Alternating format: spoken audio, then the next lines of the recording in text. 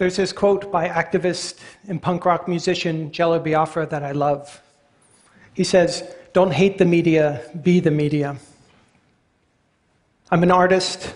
I like working with media and technology because A, I'm familiar with them and I like the power they hold, and B, I hate them and I'm terrified of the power they hold. I remember watching in 2003 an interview between Fox News host Tony Snow and then US Defense Secretary Donald Rumsfeld. They were talking about the recent invasion of Iraq. And Rumsfeld is asked the question, well, we hear about our body counts, but we never hear about theirs. Why? And Rumsfeld's answer is, well, we don't do body counts on other people. Right? It's estimated that between 150,000 to 1 million Iraqis, civilians, have died as a result of the US-led invasion in 2003. That number is in stark contrast with the 4,486 US service members who died during the same window of time. I wanted to do more than just bring awareness to this terrifying number. I wanted to create a monument for the individual civilians who died as a result of the invasion. Monuments to war, such as Maya Lin's Vietnam Memorial, are often enormous in scale, very powerful, and very one-sided. I wanted my monument to live in the world and to circulate. I remember when I was a boy in school, my teacher assigned us this kind of classic civics assignment, where you take a sheet of paper and you write a member of your government. And we were told if we wrote a really good letter, we really thought about it, we would get back more than just a simple form letter as a reply. This is my notepad. What looks like an everyday yellow legal tablet of paper is actually a monument to the individual Iraqi civilians that died as a result of the US invasion. Notepad's an act of protest and an act of commemoration, disguised as an everyday tablet of paper. The lines of the paper, when magnified, are revealed to be microprinted text that contain the details, the names, the dates, and locations of individual Iraqis, civilians that died. So for the last 5 years, I've been taking pads of this paper, tons of this stuff, and smuggling it into the stationary supplies of the United States and the coalition governments.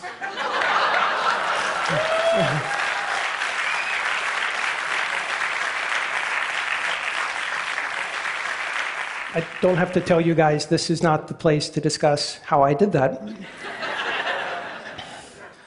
But also, I've been meeting one-on-one with members and former members of the so-called Coalition of the Willing, who assisted in the invasion. And so whenever I can, I meet with one of them and I share the project with them. And last summer, I had the chance to meet with former United States Attorney General and torture memo author Alberto Gonzales. May I give this to you? This is a special legal tablet. It's actually part of an ongoing art project. This is a special legal tablet. Yes, and I know you won't believe me, but it's in the collection of the Museum of Modern Art. I'm an artist. Okay. And all of the lines of the paper are actually... Are they going to disappear? No, they're microprinted text that contain the names of individual Iraqi civilians who have died since the invasion of Iraq. Yeah. Okay. And so... Thank you. Thank you. The way he says thank you really creeps me out. Okay, so I'd like each of you to look under your chairs. There's an envelope. And please open it. The paper you're holding in your hand contains the details of Iraqi civilians that died as a result of the invasion. I'd like you to use this paper and write a member of government. You can help to smuggle this civilian body count into government archives. Because every letter that's sent in to the government, and this is all across the world, of course, every letter that's sent in is archived, filed, and recorded. Together, we can put this in the mailboxes and under the noses of people in power. Everything that's sent in eventually becomes part of the permanent archive of our government, our shared historical record. Thank you.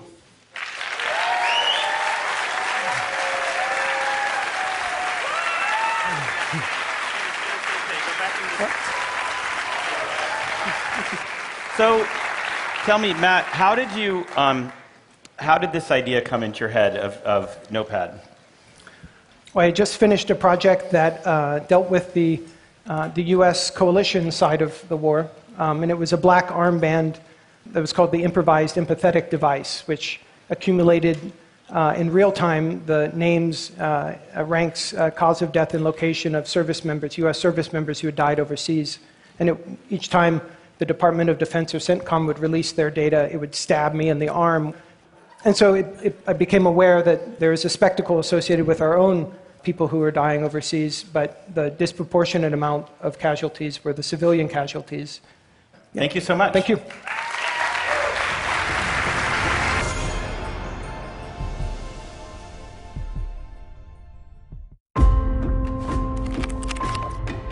Datejust, the ultimate Rolex classic since 1945. The first self-winding wristwatch chronometer to display the date in a window.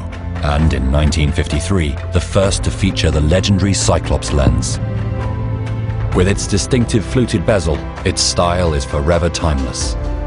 Instantly recognizable, highly customizable. The Rolex way.